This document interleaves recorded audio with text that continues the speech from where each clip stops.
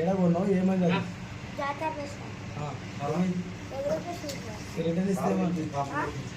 ఏమో మొత్తం చెప్పలేదు రిటర్న్ ఇస్తే సార్ 3 కలర్లు చేంజ్ చేసి సార్ ఇంకొకసారి రాకన్నారు సార్ లేదా ఎగురుతాను చూపించండి అందుకు లేదు సార్ కంప్లైంట్ ఏం కంప్లీట్ ఇస్తావు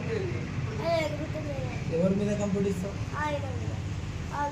షాపు మీద కంప్లీట్ ఏం చేసినావు